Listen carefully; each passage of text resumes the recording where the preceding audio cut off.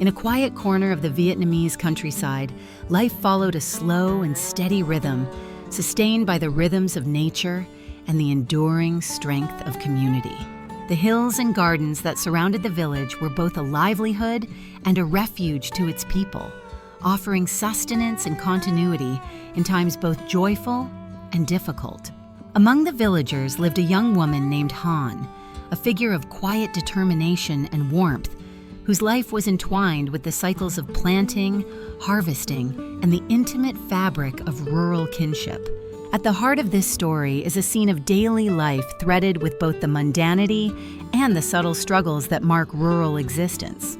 It begins as Han is preparing to harvest avocados from a garden, a task both urgent and delicate given the season and the weather.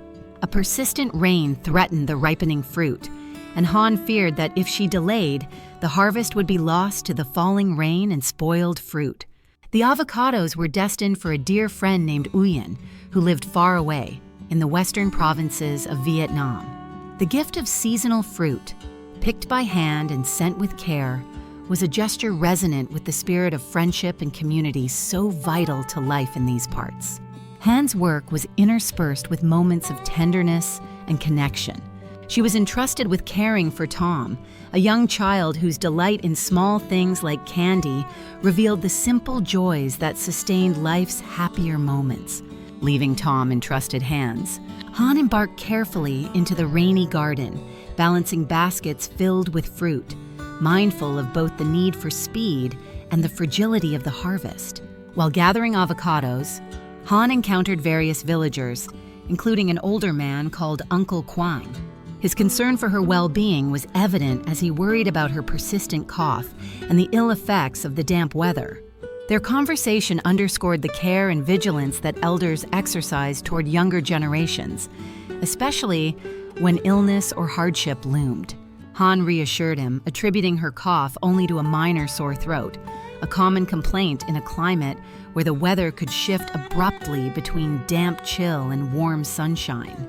The garden itself was described as a blend of trees at different stages of growth, with some avocado trees bearing fully mature fruit ready to be harvested, while others still nurtured younger, smaller fruit that would need more time. Han's diligence in selecting and picking from the trees reflected a deep knowledge of the land and the seasons. It was a delicate balance, harvesting just enough without damaging the trees or the remaining fruit, all the while racing against the weather to preserve the quality of the produce. At multiple points, Han expressed concern about being able to send the avocado fruit to Nguyen in time.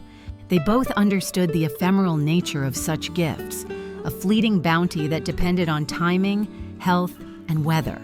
The urgency of sending fresh fruit that would be welcomed thousands of kilometers away was underscored by Han's hurried tone and persistent work, tempered by neighborly advice and lighthearted banter. Throughout her work, Han encountered small but meaningful moments of generosity and kindness. At one point, after a day of strenuous picking, an acquaintance offered to help carry her heavy baskets. Their exchange bespoke the informal networks of support that knit rural communities together, mutual aid and companionship woven into the fabric of daily toil. Moreover, the narrative detailed the practical realities of rural commerce. Sending goods to distant friends required coordination, packaging the fruit carefully, calculating transport costs, and trusting a network that would ensure the produce arrived safely. The story captured this process with vivid detail, Han negotiating prices with a local merchant, careful calculation of costs, and the use of modern conveniences like nationwide shipping services that contrasted with the older, more cumbersome method of waiting at bus stations for transport. In between these chores and exchanges, Han shared moments of warmth and nurturing within the family sphere. Tom's playful presence brought levity and tenderness, grounding the narrative in the small joys that families cherish. Han's attentive care, making sure he was fed, clean, and comforted, showed the quiet work of caregiving that often goes unnoticed, yet forms the backbone of rural life. The story also touched on the precariousness of health in this setting. Han herself was recovering from a cough that reflected the changing seasons and the constant risks that rural people face from the elements. The care she took to rest, take medicine, and heed elders' advice painted a picture of vulnerability balanced by resilience, a theme woven subtly throughout the account. Alongside the quiet joys, the narrative captured flashes of uncertainty and concern, worries about health, weather, and livelihood mingling with hopes for the future. These concerns were mirrored in Han's conversations with villagers who offered both practical advice and gentle warnings. The communal care that characterized rural life was evident, a shared responsibility that extended beyond family to encompass neighbors and friends. The story's emotional depth increased when Han encountered a moment of distress, a young woman fainting by the roadside during a rainy night. This chance meeting revealed layers of hardship and compassion that ran beneath the surface of everyday life. Han's swift action to provide care and shelter to the stranger introduced a note of urgency and empathy. The stranger's vulnerability, marked by fever and confusion, activated Han's sense of duty and kindness, as well as the community's readiness to help those in need despite limited means. In bringing the young woman into her home, Han embodied the cherished rural values of hospitality and care, offering warmth, food, and medical attention despite her own challenges. Though the stranger's identity was unknown, Han's treatment of her as family and her determination to nurse her back to health affirmed the powerful bonds of human solidarity. This act of rescue emphasized the fragile boundary between survival and despair in rural life, where individual fates intertwine with communal kindness and endurance. The narrative described the young woman's frailty and confusion, her inability to recall her past, the shock of sudden illness, and the physical and psychological toll of her near collapse. Han and those around her strove patiently to restore not only the stranger's body, but also her dignity and hope. The preparation of simple, nourishing porridge mixed with herbal remedies crafted from local plants was part of this holistic care approach, blending traditional knowledge with heartfelt effort. The evolving relationship between Han and the stranger grew as the story progressed. The stranger's gradual awakening paralleled a tentative return to life, marked by moments of fear, recognition, and the slow gathering of strength. The narrative explored this process with gentle sensitivity, capturing the pain of amnesia and loss, while celebrating the resilience born from attentive care and kindness. Throughout the account, the reader gains a vivid sense of the environment, the rustic homes, the lush vegetation, the distant hills, and the changing weather patterns that shape daily existence. The rhythms of planting, harvesting, healing, and community interactions unfolded against this backdrop, highlighting the intimate relationship between people and place. The story also wove in themes of hope amidst hardship, the enduring strength of family connections, whether by blood or by choice, and the sacrifices made by rural people for those they love and care for. Han's character, in particular, exemplified the virtues of vigilance, generosity, and steadfastness, qualities essential for survival and flourishing in a challenging world. As part of the wider tapestry, the narrative did not shy away from realities of poverty, illness, and uncertainty. Yet even in the midst of constraints, gestures of generosity, moments of laughter, shared labor, and the mutual care of the community illuminated a path through adversity. These elements gave the story a balanced view of life's complexities: pain and joy, loss and hope, struggle and grace. In sum, this first part of the narrative paints a rich, detailed portrait of a humble but meaningful life in rural Vietnam. Through Han's story and her encounters with family, neighbors, nature, and strangers, it explores the universal human themes of caregiving, resilience, community, and the search for identity and belonging. The days that followed Han's decision to take in the stranger unfolded as a quiet testament to the resilience of kindness amidst the relentless challenges of rural life. Within the modest household, whose walls now sheltered both a young child named Tom and the fragile, unnamed woman slowly regaining her strength, the rhythms of caregiving took root in a new and unexpected chapter of human connection. The stranger's gradual awakening, initially marked by confusion and fragility, became the focal point of the household's collective efforts. Han dedicated herself to this task with unwavering determination, balancing her own health concerns and daily obligations with devotion to the recovery of someone who had arrived as a stranger but was soon becoming a member of their extended family. Despite her very real physical weakness and the haunting void left by amnesia, the woman showed moments of quiet progress that filled the home with hope. Her eyes, once glazed and distant, began to focus more clearly on the world around her. Her hands, weak but responsive, reached tentatively to touch the gentle hands that fed and cared for her. She slowly took food from Han's hands, warm porridge mixed with herbal medicine, a bitter but life-saving concoction brewed from traditional knowledge generation after generation. The challenges of this caregiving were manifold. The woman's mental state fluctuated unpredictably. Some days brought clarity and calm, others confusion and despair.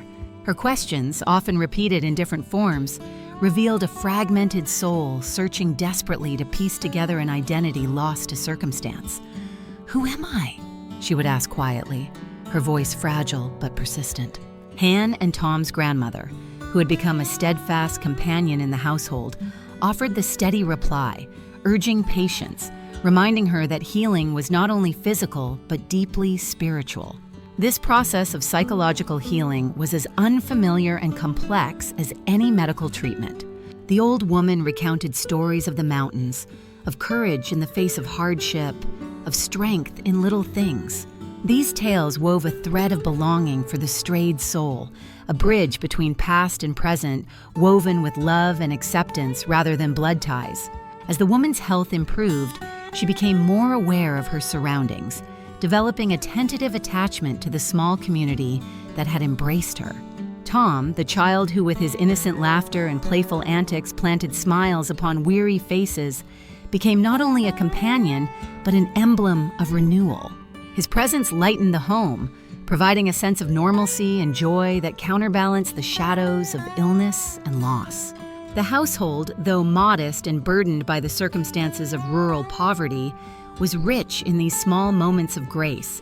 The rituals of care, preparing medicine, tending to wounds, cooking nourishing meals, were acts of storytelling themselves, conveying values of endurance, kindness, and hope.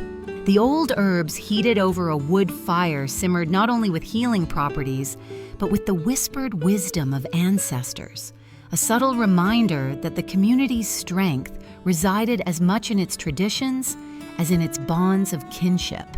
Yet beyond this sanctuary, the realities of harsh economic and social conditions pressed like a persistent tide. Han's own health, weakened by seasonal ailments and the physical demands of her work, sometimes faltered, necessitating the careful balance between self-care and responsibility.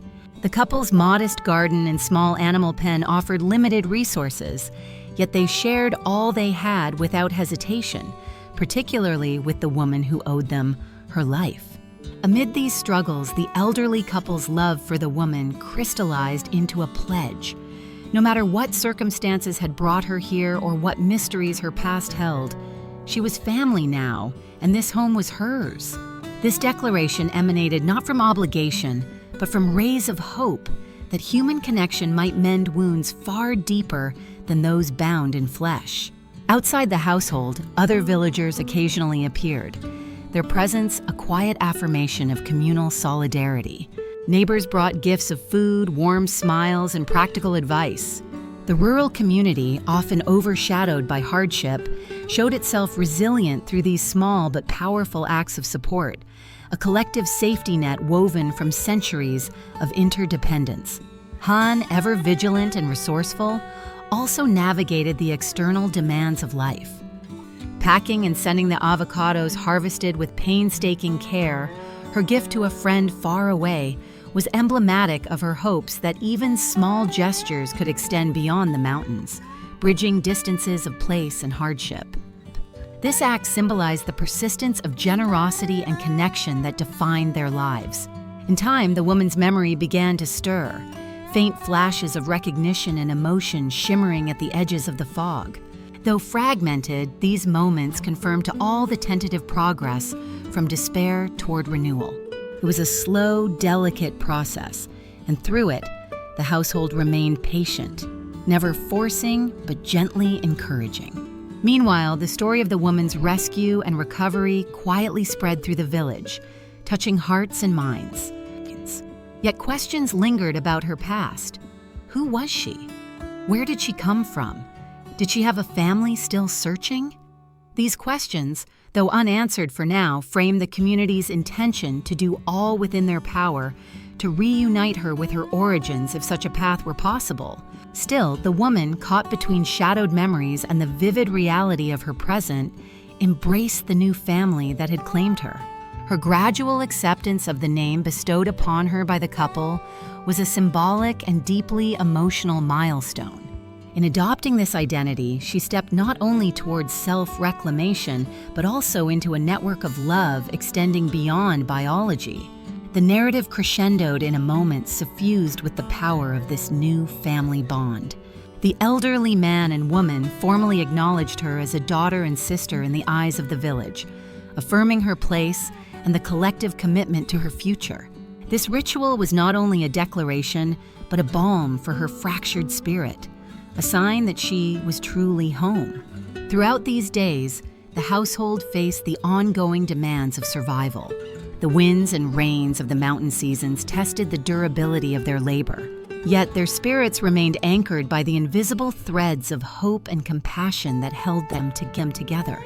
Han, energized yet fatigued, continued to minister to both the woman and Tom.